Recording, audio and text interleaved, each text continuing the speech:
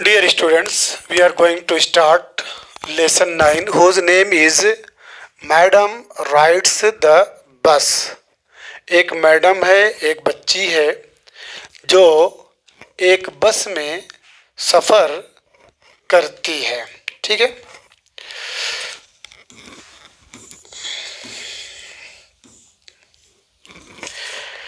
About the lesson के बारे में सुन लीजिए। The lesson madam rides the bus is about an 8 year old girl. इस लेसन में एक 8 साल की, तकरीबन 8 साल की एक बच्ची है। Who had a strong desire, जिसकी शदीद ख्वाहिश है। ठीक है, एक स्ट्रॉन्ग डिज़ायर है। एंड अलॉन्ग विथ इट, और साथ ही साथ क्या है, उसकी तमन्ना है कि द करेज टू फुलफिल, अपने सारे करेज को, अपने हौसलों को, अपने शौक को क्या करे, वो पूरा करे। She liked gazing at the hustle and bustle of the street, वो जो है गली के अंदर जो कुछ भी शोर वगैरह होता है उसको बहुत ही लाइक करती है, घूर घूर कर उसको देखती है, अच्छी तरीके से ऑब्जर्व करती है।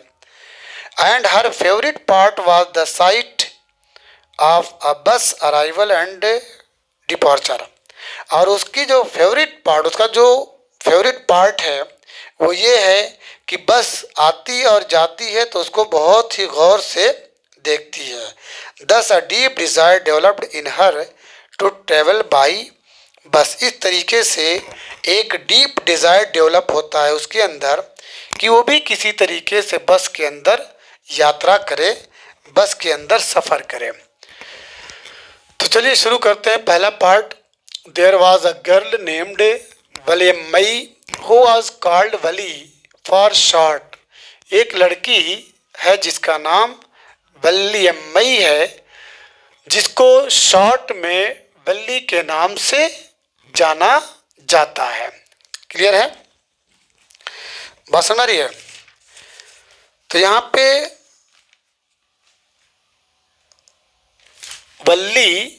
वल्लियम्मई एक लड़की है जिसको शॉर्ट में वल्ली के नाम से जाना जाता है। शी वॉज 8 years old, वो 8 साल की है।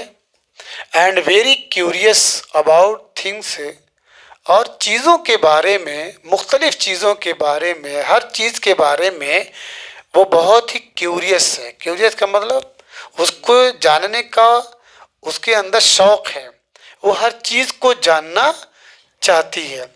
हर favourite pass time was standing in the front of doorway of her house. उसका जो शौक़ है, सबसे बड़ा शौक़ या उसका जो पसंदीदा पास टाइम, यानी अपने टाइम को पास करना या उसका मशगला समझ सकते हैं, इसका जो सबसे ज़्यादा इंटरेस्ट है वो क्या है कि standing in the front door of our house, वो अपने घर के दरवाजे के बिल्कुल ठीक सामने खड़ी रहती है। मतलब डेली उसका काम क्या है कि अपने घर के दरवाजे के सामने खड़ा रहना। उसके बाद watching what was happening in the street outside, और गली के बाहर, गली के बाहर यानी बाहर गली के अंदर क्या कुछ घटना हो रही है या कुछ जो कुछ भी हो रहा है उसको गौर से देखना। ये उसका डेली का रूटीन है कि अपने घर के दरवाजे के सामने खड़ी हो जाती है और बाहर गली के अंदर, ठीक है, गली में क्या कुछ हो रहा है उसको ऑब्जर्व करती है, देखती है। There were no playmates of her own age, उसकी जो उम्र है, उसकी उम्र की कोई भी उसका साथी नहीं है, खेलने वाली कोई बच्ची नहीं है। यानी जिस उम्र की वो बच्ची है 8 साल की, तो उसकी हम उम्र, उसकी आयु के कोई दूसरा प्लेमेट, मतलब जो खेल का साथी है, जो उसके साथ रहने वाला है, कोई नहीं है। ऑन हर स्ट्रीट, यानी उस गली के अंदर उस जैसी, उस उम्र की कोई लड़की नहीं है जो इसके साथ खेल कूद सके। एंड दिस वॉज अबाउट, और यही वजह है कि उसकी हम उम्र या उसकी आयु की कोई बच्ची न होने की वजह से शी हैड टू डू, उसे ये काम करना पड़ता है। कौन सा काम करना पड़ता है? Standing in front of doorway and observe what is happening in the street.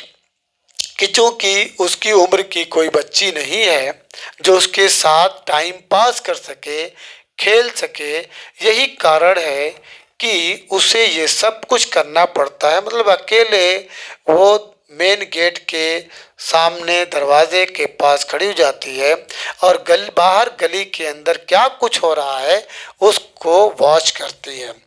But for Valli standing at the front door was every bit as enjoyable as any of the elaborate games other children played. Watching the street gave her many new unusual experiences. तो but for Valli standing, लेकिन वल्ली के लिए standing at the front door मतलब front door के पास खड़ा होना was every bit, पूरी तरीके से एज इंजॉयबल, उतना ही इंजॉय, उतना ही इसके अंदर उसको मज़ा आता था as any of the elaborate game, जैसे कि बहुत सारे गेम्स हों अदर चिल्ड्रन पर जिसको दूसरे बच्चे खेला करते हैं। यानी जिस तरह से बहुत सारे गेम्स बच्चों को पसंद है, बच्चे उसमें बिजी होते हैं, उसमें इंजॉय करते हैं, उसी तरीके से इस वली के लिए दरवाजे पे फ्रंट डोर पे खड़ा होना उसको भी उतना ही मज़ा आता है जितना और दूसरे बच्चों को कोई गेम खेल करके उनको इंटरेस्ट आता है। समझ में बात?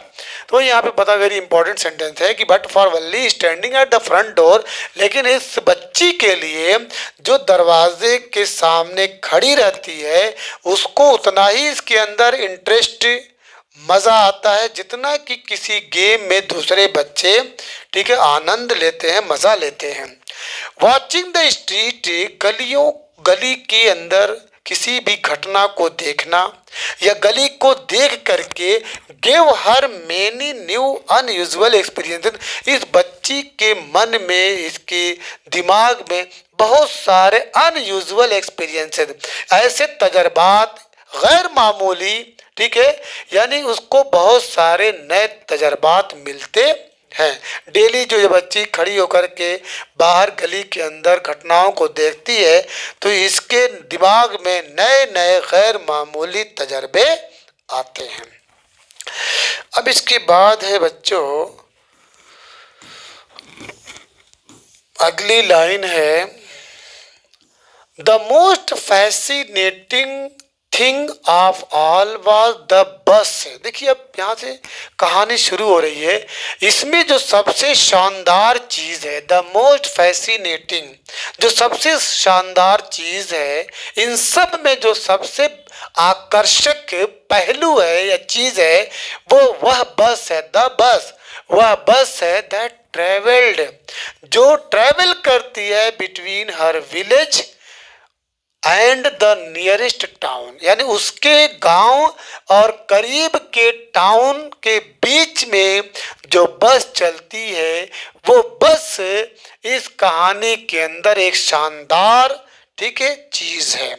मतलब इस कहानी में जो बस है जो इसके गांव से और नियर बाय टाउन तक जाती है वो बस इसके लिए बहुत ही एक शानदार ऑब्जेक्ट है, चीज़ है।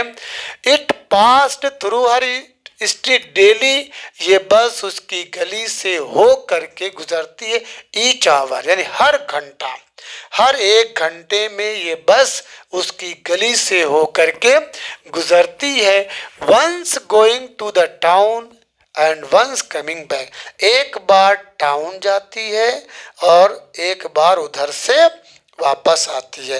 तो जाते हुए भी ये बच्ची उस बस को देखती है और जब लौट के आती है वो बस तब भी वो बच्ची उस बस को, अब देखिए बस ही पे ये कहानी अब चलेगी। इसलिए बोल दिया द मोस्ट फैसिनेटिंग, जो सबसे शानदार चीज़ है इस कहानी में या इन सब बातों में, ठीक है, कि भाई ठीक है, उसके उम्र की बच्ची कोई नहीं है जो इसके साथ खेला करे।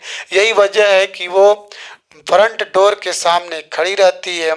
तो इसका खड़ा रहना इसके लिए उतना ही मतलब इंटरेस्टिंग चीज़ है जितना कि कोई बच्चा या बच्ची गेम में अपने को इन्वॉल्व करता है। ठीक है, इसका जो इन्वॉल्वमेंट है वो खड़ा रहना और गली के अंदर जो कुछ भी घटनाएं हो रही हैं उसको देख रही है, तो उसी घटनाओं में सबसे बेहतरीन, सबसे अच्छी, शानदार क्या है, वह बस है जो ट्रैवल करती है इसके गांव से, ठीक है, होते हुए कहाँ जाती है, नियरेस्ट टाउन तक। It passed through her street each hour, हर घंटे ये बस उसकी गली से गुजरती है।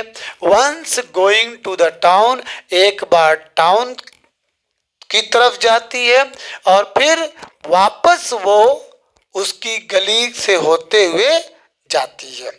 The sight of the bus से मतलब इस बस का जो दृश्य है, इस बस का जो मंजर है, जब ये बस को देखती है, फिल्ड ईच टाइम, जो हर वक्त भरी होती है, विथ अ न्यू सेट, एक नए सेट से, एक नए सेट से। वो कैसा सेट है, ऑफ पैसेंजर्स, मुसाफिरों के एक नए सेट से भरी। ऐसा नहीं कि ओल्ड ही सेट है, ठीक है, मतलब ऐसा नहीं है कि एक आदमी बराबर जा रहा, आज एक आदमी गया, कल दूसरा आदमी दिखाई दे रहा, तीसरा आदमी देखा, मतलब पैसेंजर बदलते रहते हैं। तो एक बार अगर बस जा रही है तो ऐसा नहीं है कि वही लोग बस से वापस आ रहे हैं, नए यात्री भी उतरते और चढ़ते हैं।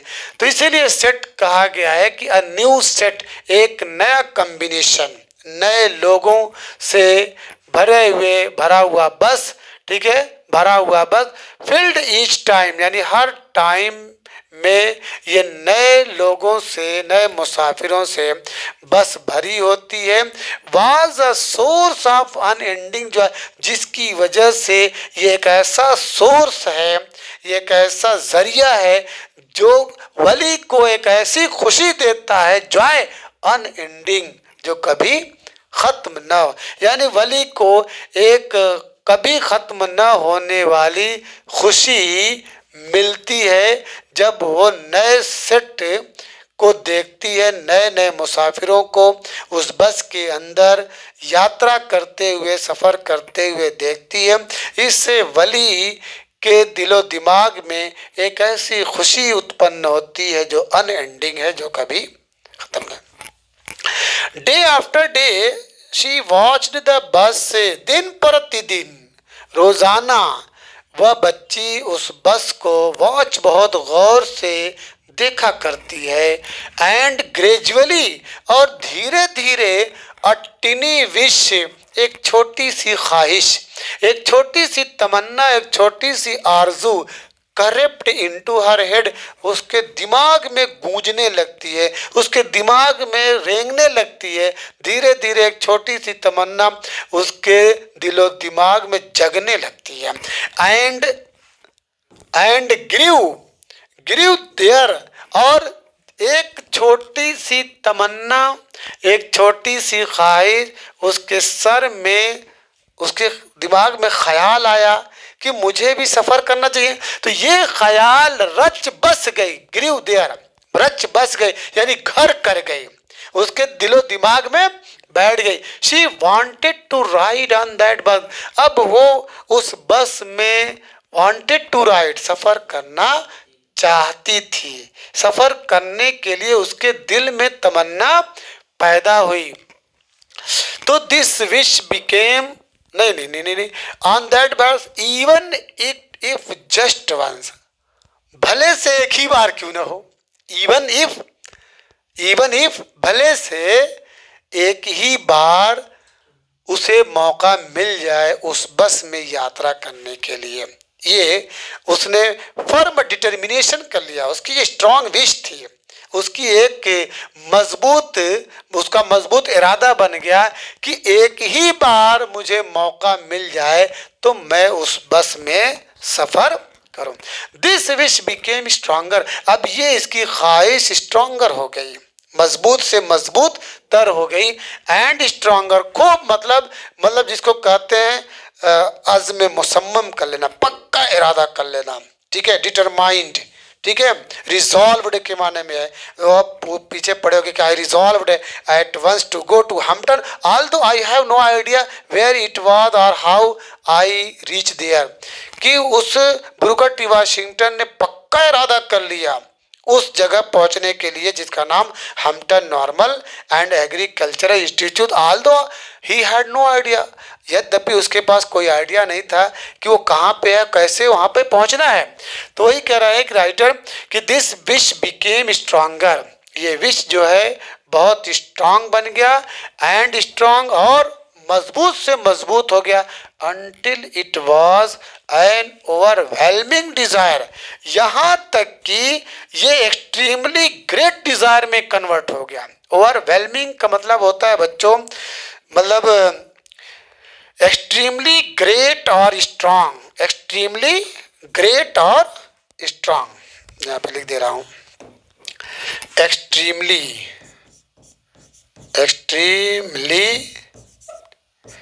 ग्रेट और स्ट्रांग, मतलब यहाँ तक कि जो उसकी डिज़ायर थी, जो इसका शौक था, वो बहुत ही ग्रेट या मजबूत हो गया। Valli would stare wistfully at the people who got on or off the bus when it stopped at the street के बाद corner, their faces would kindle in her longings। Valli would stare, Valli जो है स्टेयर माने होता घूर घूर कर देखना, बहुत ही गौर से देखना। विस्टफुली, विस्टफुली कहते हैं बच्चों मायूसी के आलम में, उदासी के आलम में, बहुत उदास हो करके ये वली जो है स्टेयर करती थी, देखती थी, किसको, एट द पीपल, उन लोगों को देखती थी, हु गट ऑन और ऑफ द बस, जो बस में चढ़ते थे या उतरते थे। When it stopped at the street corner, जब ये बस स्टॉप लेती थी, रुकती थी स्ट्रीट के कोने वाले हिस्से पे, तो ये उनको बहुत ही उदासी के आलम में एक हसरत भरी निगाह में उनको देखती थी कि काश कि मैं भी इसमें रहती तो या तो चढ़ती या तो उतरती, ऐ काश कि मैं भी इसमें यात्रा करती। उसके बाद their faces would Kindle in her longings dreams and hopes, उनके जो चेहरे थे, जो मुसाफिर चढ़ते थे या उतरते थे, वुड किंडल, वो जो है, इसको किंडल का मतलब होता है जलाना, रोशन करना या एक तरह से जगमगा देना, ठीक है, उसकी मीनिंग में है। तो बच्चों यहाँ पे किंडल मीन होता है सुलगा देना, जला देना, ठीक है। तो यहाँ पे कहने का मतलब देयर फेसेस वुड किंडल, हर मतलब उनके जो चेहरे थे, जो मुसाफिर बस से उतरते थे या बस में चढ़ते थे, तो इसके चेहरे को सुलगा देते थे। किसके चेहरे को? वली भाई नहीं, वली, ठीक है, वली के हर लॉन्गिंग्स, उसकी जो ख्वाहिशात थी, उसके जो सपने थे और उसकी जो उम्मीदें थी, मतलब उसकी ख्वाहिशात, उसकी तमन्नाएं और उसकी उम्मीदें जगमगा उठती थी। यानी कहने का मतलब ये कि जब वो उनके चेहरे देखती थी तो उसके दिल में छुपी हुई ख्वाहिशात, किसके दिल में? वली के छुपी हुई ख्वाहिशात, ख्वाब और सपने, ड्रीम्स, ये बेदार हो जाती थी, मतलब बाहर जैसे ये सब जग गए हैं। उनके चेहरे को देख करके, उनके चेहरों को देख करके वह मुस्तकबिल के बारे में, मतलब भविष्य के बारे में सोचने लगती थी और उसके अंदर एक नया जज्बा पैदा हो जाता था। समझ में बात? ये इतने का मतलब है कि their faces would Kindle in her longings, मतलब उनको देख करके इसके जो ड्रीम्स थे, इसके जो ख्वाहिशात थी, तमन्नाएं थी, ये सभी मतलब बाहर आने का प्रयत्न करने लगते थे। If one of her friends happened to ride the bus and tried to describe the sights of the town to her, Valli would be too jealous to listen and would shout in English, proud, proud. अब यहाँ पे if one of her friends, अगर उसके दोस्तों में से कोई, किसके, वल्ली के दोस्तों में से कोई हैपन टू राइड, अगर उसको इत्तेफाक हो गया बस में चढ़ने का, and try to describe the sight of the town to her, और बयान करने की कोशिश अगर उसने की द साइट्स, उन सभी मंजरों की, ऑफ द टाउन, टाउन की, किससे, टू हर, उससे, यानी अगर इत्तेफाक से उसकी कोई फ्रेंड उस बस में चढ़ गई, यात्रा की, चढ़ने के दौरान, बैठने के दौरान, नज़ारों का दौरान, मतलब जो साइड के अंदर चलता हुआ, भागता हुआ, भागती हुई ज़मीन, भागते हुए दृश्य, पेड़ वगैरह, अगर इन सब का कोई मंजर पेश किया, किसको, वली को, तो क्या होता था, वली वुड बी टू जीलस, ये बहुत ज़्यादा जलने लगती थी, ईर्ष्या करने लगती थी, टू लिसन, सुन करके, और वुड शाउट, और चिल्लाने लगती थी इंग्लिश में, प्राउड, प्राउड, प्राउड, घमंडी, घमंडी, घमंडी, ऐसे बोलने लगती थी, क्योंकि ये नेचर है, ठीक है, लड़कियों के ख़ास तौर से नेचर में ये है कि क्या नाम है, वो थोड़ा सा उनके अंदर प्राउड और जीलस आने लगता। तो यहाँ पे वही कह रहा है कि अगर कोई फ्रेंड जो है आकर उसको बतलाने लगी कि आज तो मैंने बस में सफ़र किया, बहुत मज़ा आया, बहुत अच्छा लगा, ठीक है, मैं अपने जीवन में ऐसी चीज़ देखा, ये तो ये सब सुन करके उसके अंदर would be too jealous to listen, सुन करके उसके अंदर हसद, नफरत, जलन पैदा हो जाती थी, और मारे गुस्से में अंग्रेजी में बोलने लगती थी, व्हाट, प्राउड, प्राउड, एंड नहीं, फिर neither she nor her friends really understood the meaning of the word, और न तो वो कौन, मतलब वली, और न ही उसके दोस्त रियली अंडरस्टूड, हकीकत में समझ नहीं पाते थे, the meaning of the word, कि भाई इस शब्द का मतलब क्या होता है, लफ्ज का माना क्या होता है, but they used it often as a slang expression of disapproval, लेकिन यहाँ पे एक बात है कि दे यूज्ड इट, वे सभी लोग इसका इस्तेमाल किया करते थे, अक्सर इस वर्ड का इस्तेमाल किया करते थे, किसके तौर पे मालूम, ठीक है, औपचारिक रूप से, औपचारिक कहते हैं, क्या नाम है, जो वो है फॉर्मलिटी, फॉर्मल, इनफॉर्मल, ठीक है, औपचारिक रूप से मतलब असम्मत व्यक्त करने के लिए, डिसअप्रूवल मतलब हम सहमत नहीं है, हम इत्तेफाक नहीं करते, हमको ये चीज़ पसंद नहीं है, तो डिसअप्रूवल के लिए इस एक्सप्रेशन का इस्तेमाल किया करते थे ये उस ज़माने में। उसके बाद है over many days and months Wali listened carefully to conversation between her neighbors and people who regularly used the bus, and she also asked a few discreet questions here and there. This way she picked up various small details about the bus journey. The town was 6 miles from her village. The fare was 30 paise one way, which is almost nothing at all. और many days, बहुत दिनों के बाद, बहुत दिन और महीनों के बाद, वली लिसेंड, वली ने सुना, क्या सुना, केयरफुली, बहुत ही सावधानी पूर्वक, एहतियात से, टू कन्वर्सेशन, मतलब उनके पड़ोसियों के बीच, बिटवीन हर नेबर, उनके पड़ोसियों के बीच में जो भी वार्तालाप हुआ, जो भी गुफ्तगू हुआ, जो भी बातचीत हुई, उसको वली ने सुन लिया था। तो बहुत दिनों और महीनों के बाद वली ने जो अपने पड़ोसियों के बीच गुफ्तो सुनीत को, कन्वर्सेशन को बहुत ही सावधानी पूर्वक सुना, एंड पीपल हु रेगुलरली, और वो लोग जो रेगुलरली यूज द बस, जो बसों का इस्तेमाल किया करते थे, मतलब पड़ोसी जो उसके थे, उसके पड़ोसी और जो लोग बसों से आते जाते थे, उनके बीच के कन्वर्सेशन को जब सुना, and she also asked a few discrete question, और उसने मजीद क्वेश्चन भी किया। शी आल्सो, उसने मतलब क्वेश्चन भी किया, कुछ क्वेश्चन के अलग टाइप के क्वेश्चन किए, हियर एंड देयर, यहाँ और वहाँ के बारे में। तो दिस वे, इस तरीके से, she picked up various small detail, उसने थोड़ा सा वेरियस, बहुत सारे थोड़े से डिटेल उसने अबाउट द बस जर्नी के बारे में लिया, क्योंकि अब इसकी भी इच्छा है बस के अंदर सफ़र करने की। वैसे भी अपने दोस्तों से उसने, ठीक है, सब कुछ सुन लिया था, उसके अंदर पहले ही से भी इच्छा थी, इसके दोस्त उसमें बस में जा करके इसको और क्या नाम है एक्साइट कर दिए, ठीक है।